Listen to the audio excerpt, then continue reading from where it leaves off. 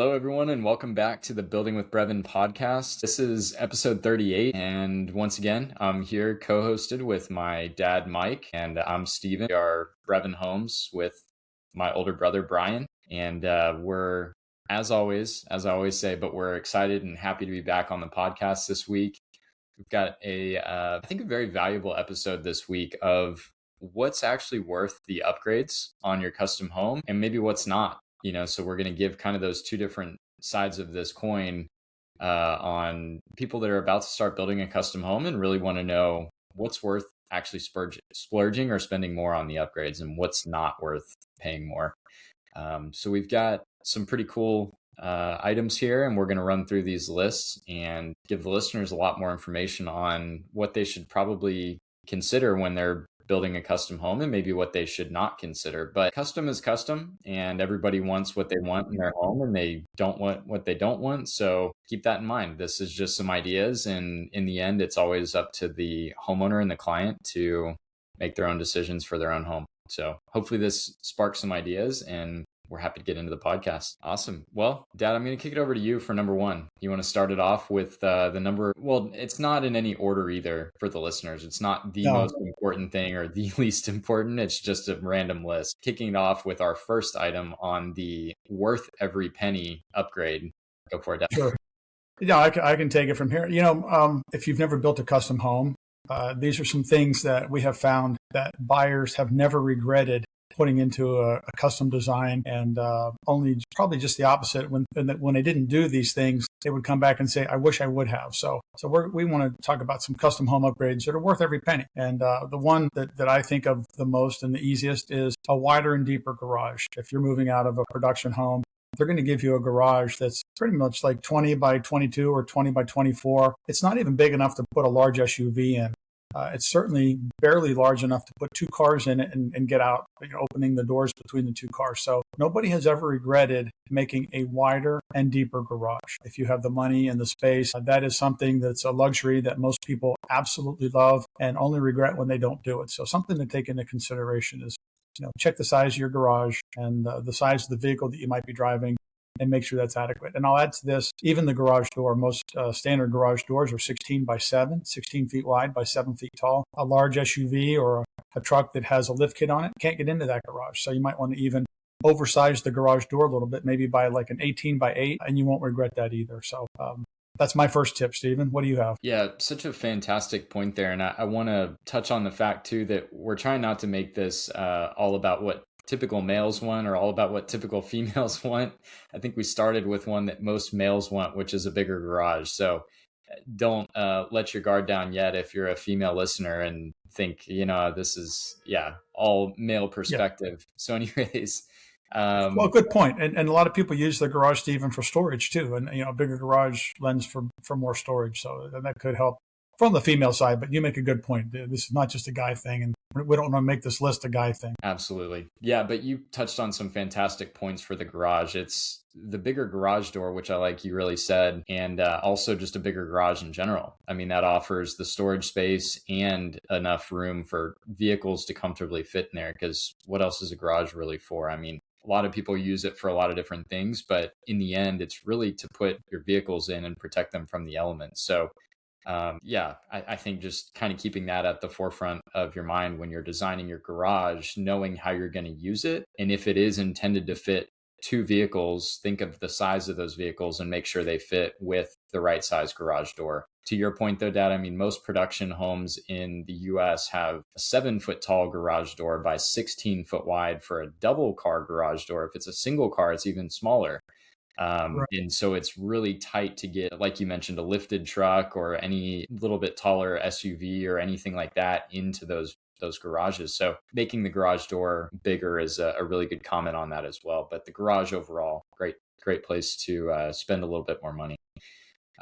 Cool. Jumping into number 2, this one's on me. Functional pantry with outlets and countertop space. That one's huge. I mean, nowadays there's so many cool appliances, kitchen appliances, that most people don't want out on their kitchen countertop day to day. It's the air fryers and it's the crock pots and the things that just don't really make sense. Toasters. Toasters, exactly. I mean, some toasters nowadays are pretty aesthetic. But anyways, the KitchenAid mixers, it's those things that you don't really want to have to put away every time, and they're too big. There's too many of them nowadays for an appliance garage that some people may have used in the past. It's really a lot more conducive to use that in a working pantry is what we typically see. But nowadays, even just a really well planned out pantry with the right outlets and the right countertop space to house all those small appliances, but also just how you want to use your pantry. I mean, do you want more divided storage and basket space and things like that, and then grab spots on the bottom for kids to grab snacks? And, so it all depends on your family use, but really thinking through and being intentional with that pantry space is a big one we would say is worth every penny to upgrade. Yeah, good point, Stephen. I've never heard anybody say my pantry is too big. Yeah. Only the opposite, that you put a little 2-foot door on a pantry and you have to kind of go into the door sideways, and then there's people run out of space, and you can only put so many canned goods in the closets, the upper cabinets or something. So, go ahead and spend a little bit extra. And the square footage wise, you're only going to you can make the pantry 5 feet bigger, which doesn't add substantial square footage to your house, but you will love yourself for doing it later. And putting outlets, for what Stephen had said, is a huge thing. And again, you won't regret that later. Yep. Yeah. I like that. So touching on outlets, there's another thing, and I'll go right into the third thing that we thought of, is a thoughtful electrical plan and future-ready wiring. This is big. This is really big. You only really have one chance when you're building a custom home to get your electrical right. And the electricians will put the electrical in per code. So all you're going to get is the minimal amount of outlets in a bedroom, in a hallway, in a garage. And they're usually, it'll pass code for, as far as, spanning the distance between them, which is about 12 feet or 6 feet off a corner. You're going to get that. But what about in a master bedroom when you have a nightstand? Why don't you put a quad outlet there and raise the outlet up? Most everybody wants to plug in a phone or some USB device into an outlet, and it's always on the floor behind the nightstand or in the middle of the bed, and you have to run an extension cord.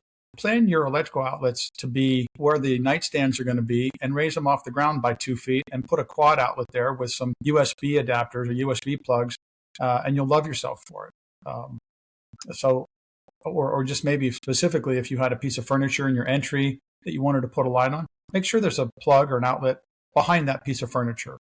One other thing that I think a lot of people miss is planning. Don't forget the exterior, planning for future, maybe Christmas lights or something.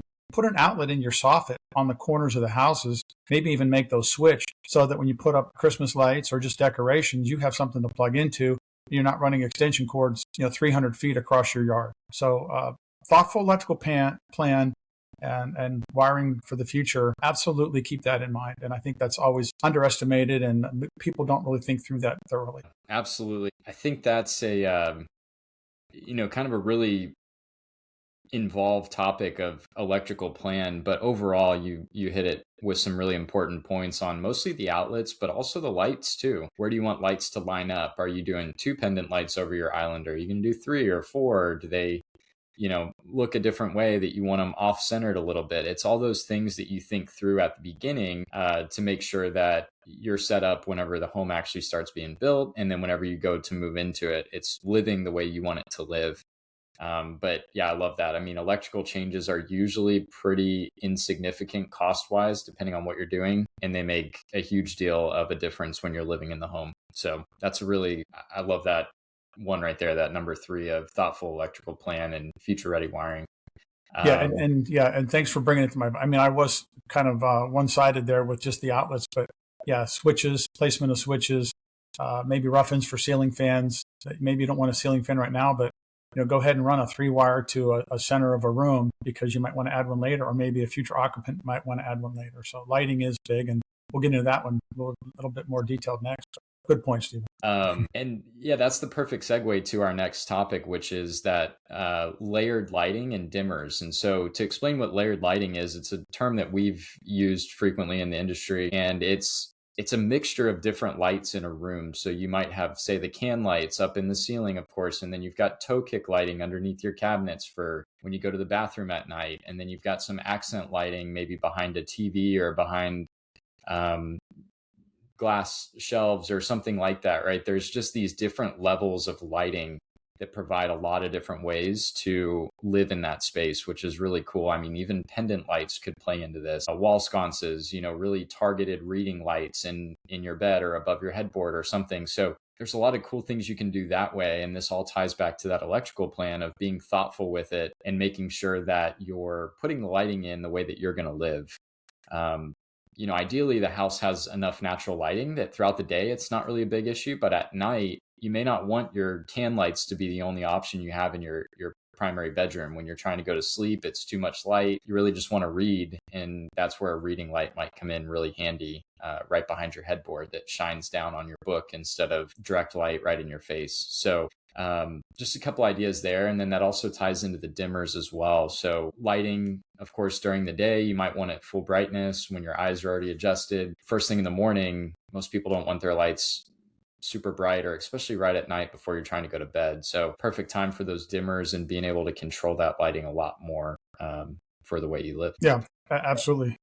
Well said. And, it's, I think to sum that up, it's balancing natural light with lamps, with dimmers, with recessed cans, all the above, and trying to get something that sets the mood and ambiance of a room. And, it's easier to plan that in than it is to add it later. Yeah. Definitely. Staying on that topic, Stephen, I'd like to talk about intentional natural light and better windows. One of the things that doesn't cost a whole lot to upgrade at the beginning, but it's almost impossible to upgrade later, is better windows. Don't skimp on your windows. Most builders will tell you what type of windows they get, but years ago, a single pane piece of glass was the only thing that separated you from the outside. When it's in the south, 100 degrees outside and 70 degrees inside, you have a 30-degree temperature differential. We went to double pane windows with argon gas between the panes of glass to add for better insulation on the windows. Go ahead and up north, if you're trying to heat your home to 70 degrees in the winter and it's 30 degrees outside, you have a 40-degree temperature differential. Maybe you want to go to a triple pane glass. Don't skimp on your windows. Use better windows. Nobody has ever regretted having better windows. You lose a lot of energy through those windows. And then there's other options. If you get an aluminum window, you're going to get some transfer, heat and cool transfer through the aluminum. Maybe it's better to go to an all vinyl window or a fiberglass window, or I think some of the Anderson products have a vinyl clad wood frame window. So not just the glass itself, but also the window frame is worth looking at. And they come in different colors, but put some thought into that and make sure you put in a good window. Again, it's a little bit extra, but it's an upgrade worth every penny. And also windows give you natural light. So kind of rolling into the natural light thing, plan your lights, plan your windows, skylights, where you're going to put your windows, how big the windows are going to be. I don't think anybody's ever regretted having too much light in a house. And now's the time to kind of think about that, where it's coming from, what's your exposure, whether you're going to get the eastern light in the morning or the western light in the night. But, put some thought into some natural light, and you won't regret that either. Yeah, fantastic points there. And you touched on that in yours of number 5, going on to number 6 on this list that we have. Better insulation and air sealing, and then HVAC design. That's all going to help with that energy efficiency, just like you mentioned, of the windows, making sure that the house feels more comfortable during those big temperature differentials from outside to inside. Insulation is huge. Which type of insulation you want to use, especially for custom homes. Usually people have that option to pick the kind of insulation they want.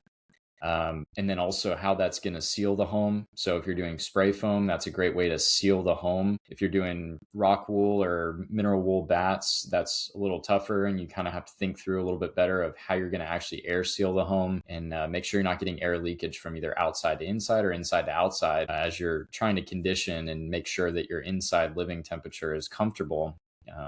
When the outside temperature can be quite harsh. And then that also plays into the HVAC design, making sure that you don't skimp on that either. I mean, getting a professional and an actual HVAC engineer to review that and make sure that whatever size the HVAC company is going to install into your home, in the system and everything else, and where the ducts are laid out and how everything's installed and the efficiency of the system and the units and all that. I mean, there's so much there, but it's really important to hit that at the beginning when you're first planning the home, and not when you've moved in and the home is uncomfortable, or when you're 3 years living in the home and you're really thinking about upgrading at that point. The time to do it is at the very beginning when you're planning the home. So it's definitely worth spending a little bit more money there, especially if you're going to be in the home for several years, because the return on your investment of upgrading your HVAC system, for instance, from a 14 SEER to a 16, 18 SEER system, you're going to see that return on your investment as the unit performs better. It's more energy efficient. Your energy bills are lower. It's just all around a better system as you start working your way up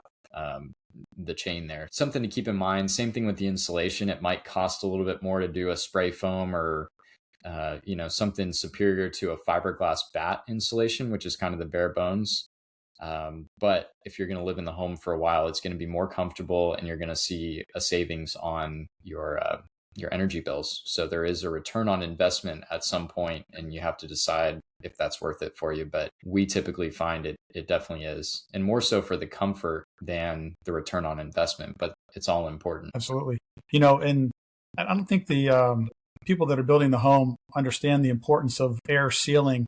Probably as important or maybe even more important than the insulation itself is sealing the envelope. You don't want any air infiltration coming in from outside. You want to control where all the air comes into your house.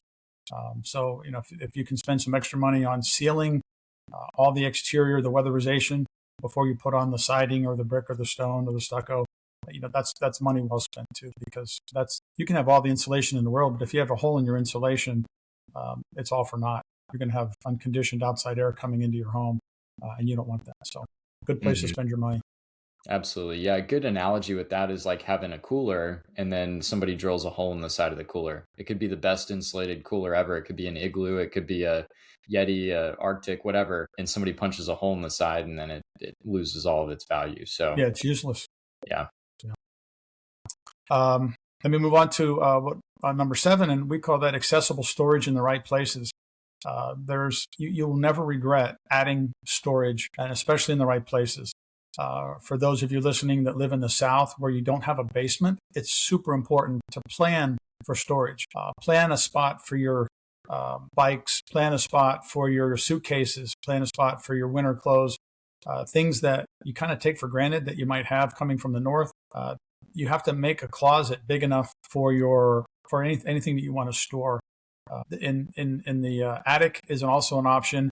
They have to kind of watch that. If you have maybe over the garage a lot of attic space, you can put some decking down and store things in the attic. Just keep in mind that it gets very hot in the South in the attic, and it gets very cold in the North up in the attic. But I think most of the northern homes either have crawl spaces or basements, so maybe less important in the North. But always kind of think about where you're going to have your storage. And we're always very mindful of even just linen closets when we build our homes. Do we have enough linen closets, places to put towels? And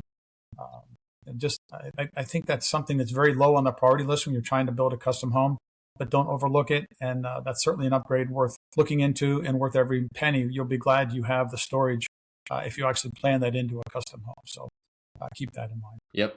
Awesome. And on that note, holiday decorations, making sure you've got proper storage for that. Some people keep those, like you mentioned, in an attic space here down in the South, or in the garage, or up in some type of connected garage storage. And, that all works usually pretty well. But I've even seen, a builder that we know down here, they do a Christmas tree closet. So you can keep your Christmas tree, a fake Christmas tree, and just basically wheel it into a closet, and it's the full size, and you never have to fold it up, and you don't even have to take the decorations off of it if you didn't want to, right? So just those kind of creative things, but that's what makes custom, and it's important to some people. Other people may say, you know what, we don't even put a Christmas tree out, so there's no need for that. Utilizing the storage space smartly and planning for that from the beginning is important. Yeah, good point there. And then the eighth thing we have on the list, or number 8, is outdoor living infrastructure and rough-ins. So this could be an outdoor kitchen is probably the most obvious. So a grill, under-counter fridge for beverages, a sink, that kind of thing. But really what we're talking about is if you don't want to go the full length of actually full-blown kitchen and outdoor space and cooking and all that, at least run the stub outs for it, because we found that that's usually pretty inexpensive to do, and you always have the option to upgrade later. So we like to start there with the right plumbing in place to do an outdoor kitchen sink if you wanted to, the electrical setup already for an outdoor grill, because a lot of times nowadays those need electrical. And then, of course, the gas. So we're thinking through that as well to make sure we've got gas drops or gas stub outs that you don't always have to run off of a propane tank for your grill or your smoker or your cooker, whatever it is. You've got other options. So just thinking through that. And then on that same note, too, I mean, if you think that there's going to be a future pool at some point or a future hot tub or a future sauna, even nowadays, we're seeing a lot of. Make sure that you've got the proper infrastructure there. So whether that's a 240 volt plug or outlet space set up for the pool and hot tub or sauna or whatever, any gas drops that you would need for a pool heater or a hot tub heater, even if those are gas, just thinking through all that, if that's even remotely in the future, because it's much better to have those installed early and during the build when they're much less expensive than once you actually get into your home and you're living there and then you think, now I want to add a hot tub. So yeah, just thinking through those and being aware of them. Perfect. I can't even add to that. Nobody has ever said, Stephen, I want a smaller laundry room. So getting into number 9, yeah, all you need for a laundry room is your washer and your dryer. But again, nobody has ever said I want a smaller laundry room. If you can get it bigger, you're not adding, again, a whole lot of square footage to make a nice laundry room with maybe adding a utility sink, maybe doing a rough-in for a freezer or an extra refrigerator, or maybe even a dog wash. We've had laundry rooms that are big enough to, to put a special dog washing corner, cabinets with maybe a place to fold clothes, upper cabinets to store all your detergents and chemicals so that they're just not sitting on a shelf, and they can look really nice. So a well-designed laundry room, it will make you smile when you walk in there and put you in a good mood. I know that's not something that people don't generally like doing laundry, but if you have a well-designed laundry room, you're gonna smile when you do laundry every day. And again, it's not that much more to do something very nice and add a couple more square foot to a laundry room to have a couple of the luxuries that you've been missing. And I think that's another upgrade that's worth every penny. Yep. Yeah. Such a good one there. And then number 10, this is going to wrap up our custom home upgrades worth every penny. Then we'll jump into maybe some upgrades that you probably shouldn't waste your money on. So this last one, number 10, is a whole home surge protection device and backup power. We've seen this more and more, and actually some codes around us now, jurisdictions, they're requiring that whole home surge protection. It's a little device that sits on the main panel, your main breaker panel for your home, and it basically protects your home in the event of a power surge. So especially here in Texas, I mean, with all the energy stuff that we've got going on, and I don't think Texas is unique to that. Every state, and now with all kinds of crazy stuff going on with energy and data centers and whatever else, you just never know what the future holds for your energy grid. And you want to make sure that your home is prepared for that. So in the event of a power surge, what these devices, well, the whole home surge protection is protecting your large appliances. So you're not going to have a fried TV or induction cooktop or refrigerator or anything else that runs off of the main power for your home. So really good protection there. It's just kind of a fail safe. And also the backup power readiness is fantastic. I mean, we've seen people do battery backups. We've seen people even pre-wire, get ready for solar panels or Tesla solar roof or Tesla power bank or whatever the other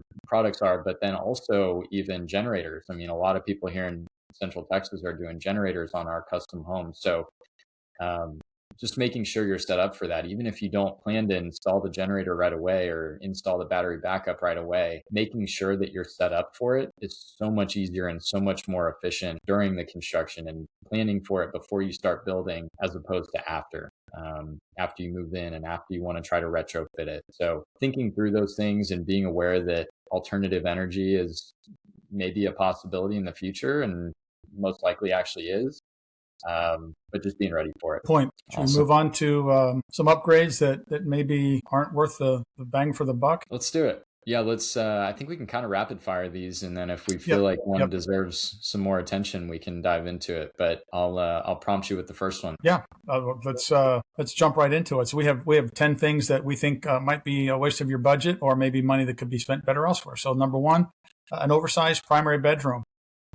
People always want bigger and bigger and bigger, but why don't you take some of that square footage out of the primary bedroom and put them into your pantry or put them into your laundry room or put them into your storage, some of the things that we just mentioned up above in lieu of that. And, a 15 by 18 primary bedroom is super adequate. And we've seen even primary bedrooms that are 20 by 20. I mean, almost 400 square foot primary bedrooms. And it's a huge waste of space. I mean, if you want to do that, do it. But we think it could be a waste of your budget. Yep.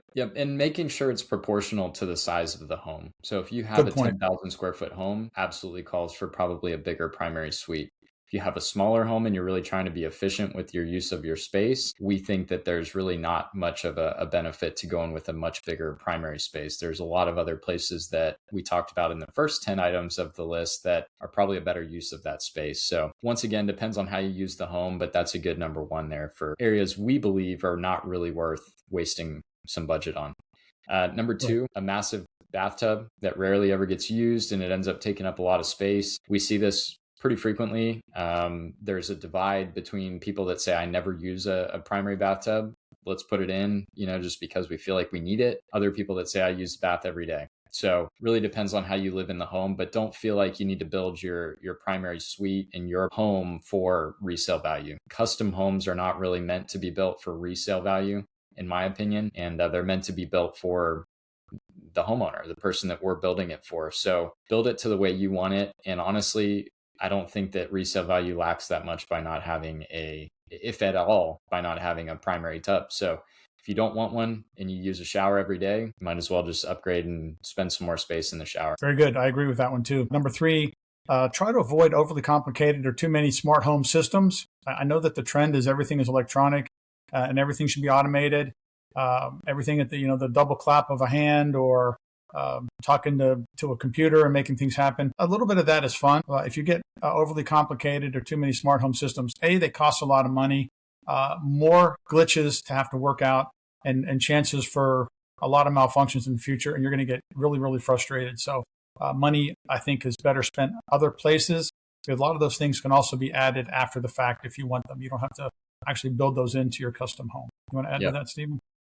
No, I completely agree with that. We've seen clients that kind of go over the top, in my opinion, on the low voltage or the structured wiring, as we call it, and those smart home features, and totally their prerogative. So we support it and we do what they want. But in my opinion, you can add a lot of those things after the fact. And this smart home technology is changing so fast, especially now with AI, that you build your home a year ago for the current technology at that point, and 2 years later, it's already outdated and you're trying to retrofit something new, right? So it's almost better to just not plan some of that stuff in and have the ability or the pre-wiring for it, and then you can wire anything in you want. But even nowadays, I mean, speaker wiring is almost obsolete. It's usually Bluetooth speakers nowadays, and you can add as many as you want in any rooms you want. So it's really opened the door for a lot of things with technology changing. But yeah, I like that point there a lot. Cool. Number four, I like this one too. Enormous kitchen islands. I think it was kind of a trend for a while of people just going way bigger with their islands, and the bigger the better. That's not always the case. I mean, you get to the point where you start actually living in the home and you realize, I can't even reach the center of this island. There's no point. I mean, it's too big. I can't reach it. I'm going to host people, but we're not going to put food in the middle of the island because nobody can actually serve from there. It may look impressive, it may fill the space, but what we've seen is even splitting it into two different islands and having two islands is almost more functional than just one massive island. But really the better way, in my opinion, is just redesign the space. So it's more functional. The island's not quite as big, and definitely don't go deep with it. It's better to go long. So you can use the length, you can't really use the depth or the width, if that makes sense. So you can't reach across the island and get something. You can walk up and down the sides and have more use to it. But at some point, it almost becomes a barrier in your kitchen that you're walking around every time you want to get to something. So it's you hit my highlight there, Stephen. It's some people call it like a badge of honor. They think a bigger island is better, and it's kind of like a pride thing. Like, look how big my kitchen island is. So it becomes a pain in the neck. It's an obstacle. You have to walk around it. And I've had a house with a too big a kitchen island where, like, oh my gosh, you have to walk all the way around it to get to the refrigerator, all the way around it to get to the oven or something. And it becomes a real thorn in your side at some point. So I wholeheartedly agree that can be a waste of your budget. Yep. I like that one. How about number 5, too many highly specialized rooms? We've been kind of seeing this, but with the kind of the recent trend of an open floor plans where it's the kitchen kind of flows into an eating area, which kind of flows into a great room. It seems to be the trend. And I think one of the waste of a budget is when you have maybe a music room and a sewing room and an office and a toy room and trying to compartmentalize your home. I think is a mistake that people kind of end up regretting. We think it's kind of a poor use of space. Now, again, and Stephen mentioned this before, if you have the budget for it and you want to do it, by all means do it. But if you're trying to save a little bit of money, it's probably better to do a flex space. If you want to put a Murphy bed in a room with a desk, then that can serve as like a guest room and an office. And it kind of serves two purposes rather than trying to keep too many highly specialized rooms. So that's one that we kind of frown upon if we were going to give advice to somebody to kind of put your money elsewhere. Yep. Yeah, good points there. Number 6 is going to be excessive built-in cabinetry.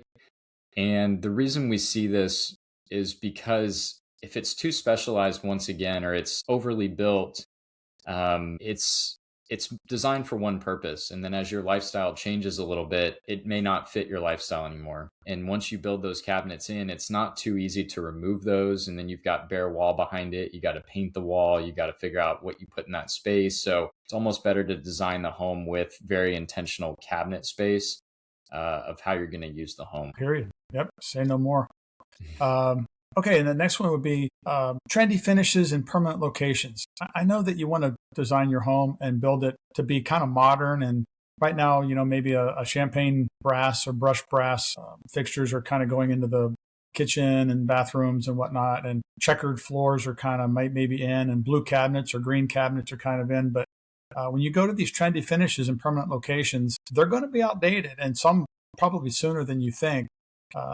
Try to rethink, especially if you're kind of building it for, maybe it's a stepping stone home that you might have to resell later. Try to go to things that are kind of just more common and less opinionated, where you might have a hard time either selling the home or changing later if you change your mind, or as the fad kind of diminishes and fades out, you're not going to have to kind of repaint your kitchen cabinets or replace them because they're blue or green, and certainly add those touches. It might be better to go with something neutral, then add a pop of color with amenities, with maybe appliances, yellow appliances or something like that, something that can be changed easily. But try to avoid those trendy finishes in permanent locations. Yep. Yeah, I think you hit on some really good ones. The one that popped into my head is like countertops. We're seeing kind of some crazy things with countertops, maybe some black countertops, which I actually personally love, but it might be trendy. And if, we get 3 years down the line and black is out, then you've got all these permanent countertops that are very hard to switch out at that point. Light fixtures is probably an alternate example of pretty easy to switch out, actually. So you go with a trendy light fixture, and 2 years later you want to switch it out. That's fairly easy to do. So kind of two different examples there. Number 8 on our list is going to be expensive decorative fixtures throughout. So I just kind of touched on that, but really kind of splurging on maybe those electrical fixtures, those plumbing fixtures, those kind of things that really my summary of this is you don't want to overbuild the price of the home. There are some light fixtures that you could spend $10,000 on one light fixture. And I'm not exaggerating. I mean, there's also light fixtures that you could spend $50 on. So you just have to know what space is it going in and what does your home actually justify? I mean, if you're building a $10 million home, absolutely spend $10,000 on your light fixture, just one or whatever. But if you're building a $500,000 to $1 million home, probably not worth putting a single $10,000 light fixture in, but you also don't want to skimp either and go with a $25 or $50 light fixture for $1 million home. Really gauging those finish outs, not just light fixtures, but plumbing fixtures, like we talked about, making sure that all fits the build out of the home. Yeah, and that's a good point. And budget contingent, right? If you have the money, go for it. But most of us have a budget that we're trying to stay within when we're building a custom home. So you can save a lot of money by not going to these expensive decorative fixtures. And we know a lot of people, Stephen, that go to Wayfair and just have the builder put in a simple little light bulb. They take it out and add kind of something that looks really, really nice, but costs a fraction of the cost of going to one of these warehouses that the builder suggests. So that's another way to save some money. Yep. Okay, number 9. Sometimes people put in too much glass without considering orientation. Glass brings in natural light. But if the exposure is west or east, you're going to get a whole lot of sun coming in from those directions, and you're probably going to regret it or have to put shades up or always be squinting in the evenings when the sun's coming through that western window. So glass is great for natural lighting. We touched on that above, but choose it carefully. where you're going to put it, and consider the exposure. Yep, I like that. And then the last thing, number 10, this kind of ties into what I was just talking about, but people that choose those premium finishes, such as more expensive light fixtures or more expensive plumbing fixtures, but at the expense of, say, upgraded windows or upgraded HVAC systems or insulation or drainage or waterproofing or you name it. But the more important pieces, in our opinion, of your custom home, they're going to be there for the lifetime of the home. So as we mentioned, you can upgrade electrical fixtures pretty easily. You can upgrade plumbing fixtures pretty easily down the line. You can't upgrade your drainage. You can't upgrade your waterproofing systems. You can't upgrade your HVAC very easily in the future. So try to focus on the areas that are not very easy to upgrade in the future, and really put your focus and your resources on those during the build. And then when you get towards the end and you've got those finish out materials, do what you can with what budget you still have left at that point. And then once you move in and 2 years goes by and some of those trendy light fixtures go out of style, you want to put something else in, it just gives you those options. So trying to be aware of where you're putting your money, but we always think that it's much better use of your money to put it towards the bones and the important pieces of your home, as opposed to the frou-frou finish out type stuff, which those are important too, and they contribute to the look, but there's a lot more options on finish out than there are on waterproofing your home. Perfect. That's a great way to kind of end it too. And, I always just kind of wrap it up with choose things that add value, not cost. A level 10 paint job can cost you, or just changing paint colors in a house is going to cost you money. It might cost you, $10,000 to upgrade to some ridiculous paint, but it doesn't add any value. Paint is paint. Now, this is for the budget conscious people, but yeah, it's better off doing what Stephen recommended and staying with the bones and the structure, because that's forever and that does add value. Awesome. Yep. Yeah, I think that's a really good note to wrap it up on.